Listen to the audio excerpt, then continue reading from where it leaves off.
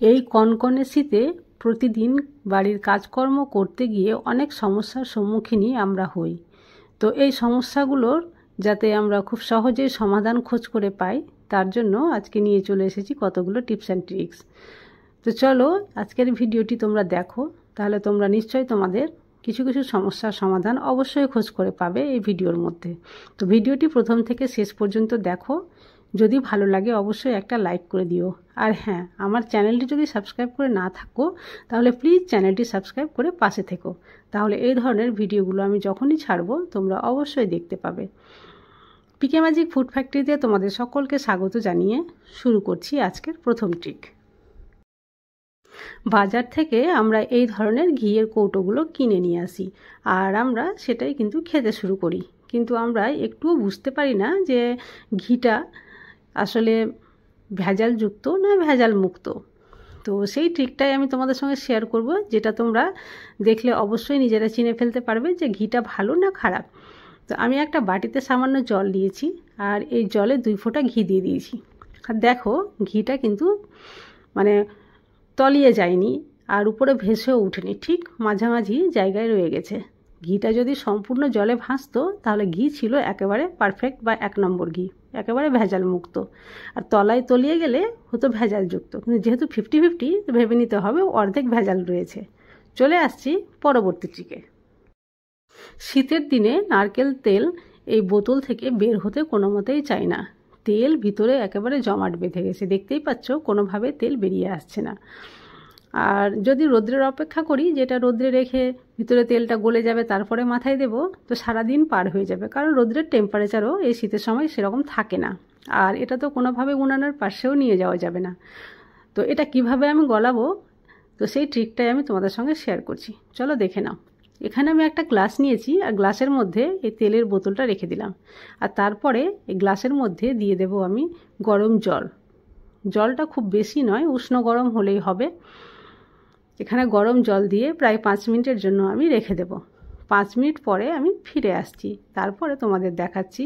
দেখো ম্যাজিকের মতো তেল বেরিয়ে আসবে।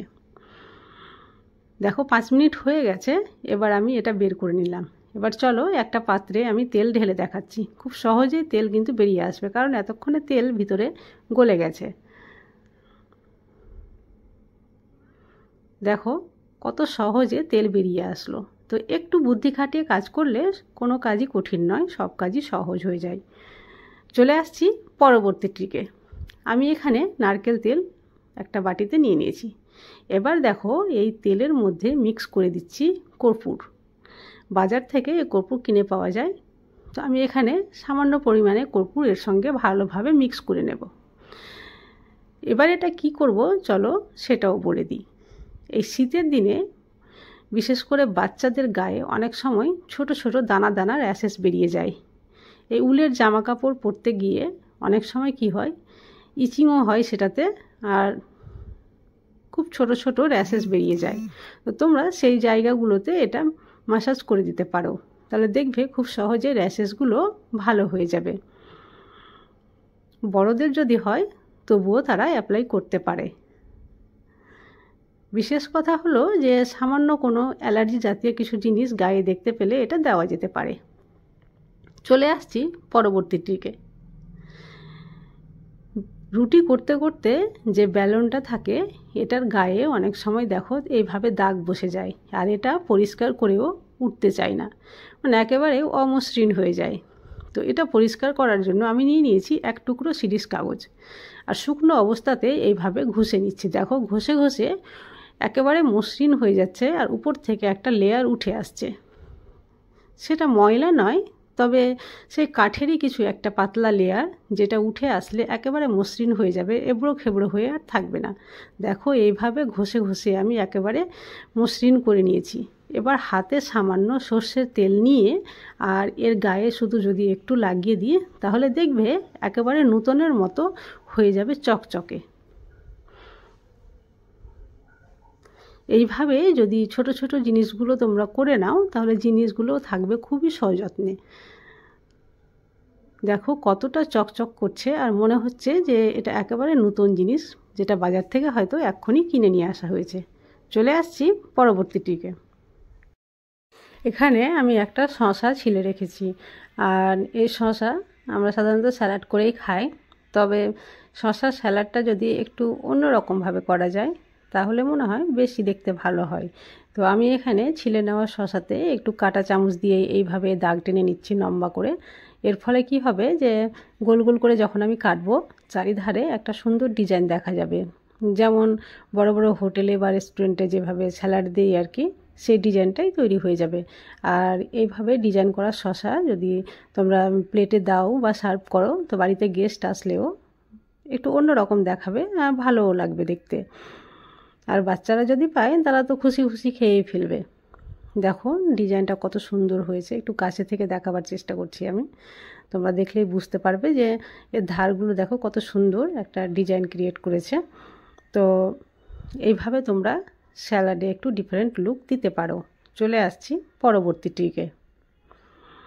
এখানে আমি একটা ছোট্ট পেঁয়াজ নিয়ে দেখাচ্ছি। আমাদের অনেকেরই অভ্যাস রয়েছে এইভাবে এক হাতে পেঁয়াজ বা এক হাতে সবজি ধরে চাকু দিয়ে এইভাবে কেটে থাকি। হয়তো আমরা চপিং বোর্ড অনেক সময় ইউজ করতে ভুলে যাই বা করি না তাড়াহুড়োতে, এইভাবে করে থাকি। তো এটা কি হয় যে বুড়ো আঙ্গুলটা সরাসরি চাকুর কন্টাকে এসে কেটে যাওয়ার সম্ভাবনাটা অনেকটাই থেকে যায়।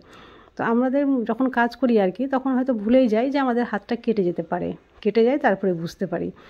তো এই সময় তোমরা কি করবে যে একটু স্যালো টেপ নিয়ে এই যেটা বৃদ্ধা আঙ্গুল সেখানে এইভাবে র্যাপ করে নিতে হবে। তারপরে যদি এভাবে পেঁয়াজ যেভাবে তুমি কাটো আর কি বা তোমরা কাটবে পেঁয়াজ বলো বা কোনো সবজি বলো, তো আর কোনো রকমভাবে কেটে যাবে না। দেখো যতই চাকুর সঙ্গে কন্টাকে আসুক না কেন আঙ্গুলটা কোনোভাবে কেটে যাবে না এই স্যালো টেপ থাকার জন্য। তো এই ট্রিকটিও খুব ইউজফুল, যদি ভালো লাগে অবশ্যই অ্যাপ্লাই করিও। চলে আসছি পরবর্তী ট্রিকে। এই শীতের দিনে রোদের টেম্পারেচার তো একেবারে থাকে না, তাছাড়া কাপড়ও অনেকগুলো পরিষ্কার করতে হয়, তো শুকাবার জায়গাটাও পাওয়া যায় না। এভাবে একটা হ্যাঙ্গারে আমরা কটা কাপড় শুকাতে পারি? খুব বেশি একটা বা দুটা। কিন্তু আজ আমি এমন একটা ট্রিক তোমাদের সঙ্গে শেয়ার করব, একটা হ্যাঙ্গারে তোমরা কমপক্ষে 16 থেকে 17টা কাপড় শুকাতে পারবে। আর সেটি কিভাবে চলো দেখতে থাকো, তাহলে বুঝতে পারবে। আমি এখানে কাপড় শুকাবার যে ক্লিপগুলো আছে এই হ্যাঙ্গারে সেট করে দিয়েছি। এখানে প্রায় 16 পিস আমি ক্লিপ সেট করে দিয়েছি। এবার দেখো এই ক্লিপগুলোতে জয়টা ক্লিপ রয়েছে আর কি, তয়টা ক্লিপে তয়টা কাপড় আমি হ্যাং করে দিতে পারবো। তাহলে কি হলো, একটা হ্যাঙ্গারে এতগুলো কাপড় আমি শুকাতে পারবো। অনেক সময় কি হয়, যাদের বাড়িতে বাচ্চা রয়েছে তাদের বাচ্চাদের যে ছোট ছোট জামা পাজামা টুপি সক্স কত কি থাকে, এগুলো হয়তো শুকাবার জন্য জায়গা পাওয়া যায় না, অনেক জায়গা লেগে যায়। তো এইভাবে একটা হ্যাঙ্গারে তোমরা এইভাবে যদি ক্লিপের সাহায্যে হ্যাং করে দাও তাহলে অনেকগুলো জিনিস একসঙ্গে শুকিয়ে যাবে কোনো রকম ঝামেলা ছাড়াই। ট্রিকটি যদি ভালো লাগে তাহলে অবশ্যই অ্যাপ্লাই করিও আর বেশি বেশি করে শেয়ার করিও। চলে আসছি পরবর্তী ট্রিকে। এই ধরনের হেভি ইয়াররিংগুলো আমরা সবসময় পরি না, হয়তো কোনো ওকেশানে হয়তো পরি, আর তবুও আবার সালোয়ার স্যুট বা শাড়ির সঙ্গে ম্যাচিং করে। তো এমনটি হয় যে আমরা হয়তো শাড়ি বা সালোয়ার স্যুট পরে নিয়েছি আর শেষ মুহূর্তে দেখছি যে ইয়াররিংটা পছন্দ করে রেখেছি বা ম্যাচিং করে রেখেছি তার পিছন দিকটার লকটাই হারিয়ে গেছে। তখন সেই মুহূর্তে কি করবে? মাথা তো খারাপ হবেই, তাই না? তো দেখো মাথা খারাপ করার কোনো প্রয়োজন নেই, একটা ছোট্ট বুদ্ধি যদি এখানে লাগাও তাহলে তোমরা নিজের পছন্দের ইয়াররিং কিন্তু পরতে পারবে। বাচ্চাদের যে ইরেজারগুলো থাকে প্রত্যেক বাড়িতেই থাকে কম বেশি, তো এখানে আমি একটা ইরেজার নিয়েছি দেখো, আর এটা আমি কাঁচির সাহায্যে সামান্য পরিমাণ কেটে নিয়েছি এক সাইড থেকে, আর এটা 2 ভাগে ভাগ করে দিলাম কাঁচির সাহায্যে। আর দেখো এটা কত সুন্দর একটা লকের কাজ করবে। তোমরা তখনকার জন্য কোনো টেনশন না করে এইভাবে যদি একটা মানে তাৎক্ষণিক লক তৈরি করে নাও তাহলে খুব ভালোভাবে কিন্তু চলে যাবে, পিছন থেকে কেউ দেখতেও পাবে না আর বুঝতেও পারবে না যে আসল লকটা হারিয়ে গেছে। এই ছোট ছোট বুদ্ধি লাগিয়ে যদি তোমরা কাজগুলো করে নাও তাহলে কোনো অসুবিধাই আর হয় না। ট্রিকগুলো যদি ভালো লাগে অবশ্যই অ্যাপ্লাই করিও। আজ তাহলে এই পর্যন্তই, কাল আবার আসবো অন্য কোনো নতুন ভিডিও নিয়ে। ততক্ষণ পর্যন্ত তোমরা সবাই ভালো থাকো।